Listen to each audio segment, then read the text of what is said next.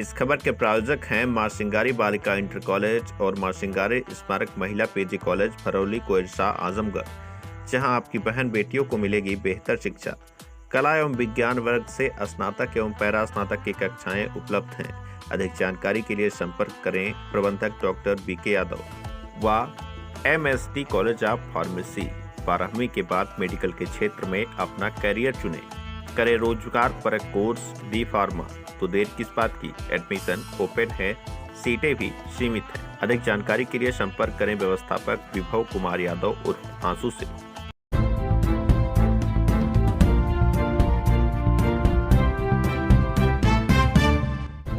नमस्कार, आप देख रहे हैं तेज न्यूज। मैं हूं आपके साथ विनोद राजभर। आइए शुरू करते हैं खबरों का सिलसिला। कर्मों का यह चक्र आपके ऊपर भी घूमकर आपके सामने आएगा। बुजुर्ग माँ बाप का घर में रहना बच्चों के लिए सबसे बड़ी ताकत होती है। माँ बाप कभी नहीं चाहते कि उनके बच्चे का कुछ बुरा हो। किसी भी बेटे को यह अधिकार नहीं कि वह अपने माँ बाप को घर से निकाले। उक्त बातें समाजसेवी सुनील यादव ने आजमगढ़ के फरिया स्थित वृद्धाश्रम में बुजुर्गों के बीच समय व्यतीत करते हुए उन्हें कपड़े फल प्रदान करते हुए कहा। समाजसेवी सुनील यादव बुजुर्गों को भोजन परोसते समय भावुक हो उठे।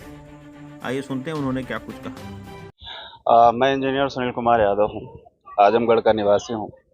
स्वतंत्रता दिवस के दिन अपने क्षेत्र के जनता के साथ मैं इस पर्व को मनाना चाह रहा था, आया भी था, मनाया भी। लेकिन इस स्वतंत्रता दिवस के दिन एक ऐसी जगह भी है जहाँ पे कुछ बुजुर्ग हैं जिनको अपने घर से निकाल दिया गया है। इनके दिल की स्वतंत्रता का हाल लेने मैं यहाँ पे आया था, वृद्धा आश्रम में, और बड़ा दुख तो हो रहा है और साथ में खुशी भी हो रही है कि मैं इन लोगों से मिल पाया, इनका आशीर्वाद ले पाया। और आप सभी मीडिया बंधुओं के माध्यम से मैं आजमगढ़ की जनता और मुझे जो भी सुन रहे हैं उन सबको यह वचन देता हूं कि इस वृद्धा आश्रम में जो भी बुजुर्ग हैं वो आज से मेरे अपने माँ बाप हैं। मैं अपने क्षमता के अनुसार जितना भी समय निकाल पाऊंगा, जो भी मैं इनकी सेवा में अर्पित कर पाऊंगा, मैं करूंगा। समाज को क्या संदेश देना चाहेंगे? समाज को यही संदेश देना चाहूंगा कि जो कर्म इनके बच्चों ने किया है, जिसकी वजह से आज ये वृद्धा आश्रम का सहारा लेने की कोशिश कर रहे हैं या यहाँ पे हैं, मैं ऐसे सारे नौजवानों को कम से कम ये संदेश दूं कि ये एक बहुत ही बुरे कर्म की श्रेणी में आता है। आपके माँ बाप की नीयत आपके लिए कभी खराब नहीं हो सकती है। उनका आपके घर में रहना ही अपने आप में बड़ी ताकत होती है। तो अगर मुझे कोई भी थोड़ा सा कुछ भी समझता है, अपना भाई समझता है, अपना बेटा समझता है, अपना बड़ा भाई समझता है, तो मैं समझता हूं कि मेरी बात मानते हुए कम से कम ये कृत्य ना किया जाए। अगर आपको भाई आप खुद घर छोड़ के चले जाओ, अपने माँ बाप को घर से निकालने का कोई हक नहीं है। क्योंकि मैं एक उदाहरण देता हूं आपको। राजा बलि को श्री रामचंद्र जी ने मारा था और राजा बलि मरते मरते अपने पुत्र अंगद को श्री रामचंद्र जी के हवाले करते हैं और अंगद जी स्वीकारते हुए जाते हैं। इसलिए नहीं कि वो अपने पिता सुग्रीव पर कोई उनकी नियति उन्हें दिखाई दे रही थी, तो उनकी नियति मेरे लिए साफ है। वो मेरे लिए जो भी सोच रहे हैं वो सही सोच रहे हैं। अगर मैं अपने माध्यम से, आप लोगों के माध्यम से ये कन्वे कर पाया, तो मैं जरूर कहूँगा यहाँ के लोगों को कि भाई आपके माता पिता की आपके लिए सोच, उसकी नियति हमेशा आपके पक्ष में होती है। कभी उनके बारे में कुछ गलत ना सोचें, उनकी सेवा करें। जैसे सेवा उन्होंने आपके पैदा होने के बाद आपकी की थी, उनके बुजुर्ग होने के बाद आपकी अपनी नैतिक जिम्मेदारी है कि आप करें। वरना कर्मों का ये ऐसा चक्र है कि ये कहीं ना कहीं घूम के आपके ऊपर भी आएगा। उससे बचने के लिए आपको अपने माँ बाप की, अपने घर के बुजुर्गों की सेवा जरूर करनी चाहिए। बहुत बहुत धन्यवाद जी। मैं वृद्धा आश्रम प्रबंधक श्याम पांडे, जो यहाँ प्रबंधक पद पर कार्यरत हूँ। पांडे जी, यहाँ वृद्धाश्रम में कितने लोग हैं, कितने लोगों को फल वितरण व्यवस्थित किया गया है? जी, यहाँ 33 जो महिलाएं हैं, वृद्ध महिलाएं जो निवासरत हैं प्रेजेंट में, और 45 पुरुष हैं जिनको अंगवस्त्र प्रदान किया गया है सर के द्वारा। और मैं अपनी टीम और अपने तरफ से बहुत बहुत आभार व्यक्त करता हूं।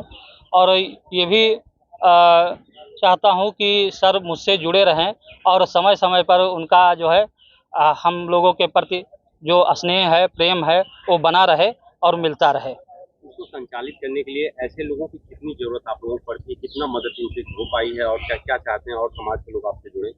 सर देखिए, जैसे ये पीपीपी मॉडल है वृद्धाश्रम जो है, तो इसमें जो सहयोगी जन जैसे सर ने सहयोग किया ऐसे, और सरकार के जो ये वित्त पोषित है, तो सरकार और जनता के सहयोग से ही चलता है। तो उसमें जो भी स्वेच्छानुसार मांगा नहीं जाता है, जो भी स्वेच्छानुसार जो करते हैं, जो आगंतुक महानुभाव हैं, जो दानदाता हैं, तो वो स्वीकार्य होता है और इससे जो है वृद्धों के मन में हर्षोल्लास होता है। प्रतिवर्ष में 2 बार हमारी तरफ से भी अंग वस्त्र प्रदान किए जाते हैं। सारा जाड़े का वस्त्र और गर्मी का वस्त्र, जो 1 अक्टूबर को अंतर्राष्ट्रीय वृद्धजन दिवस होता है, उसमें हम लोग बहुत बड़ा कार्यक्रम करते हैं।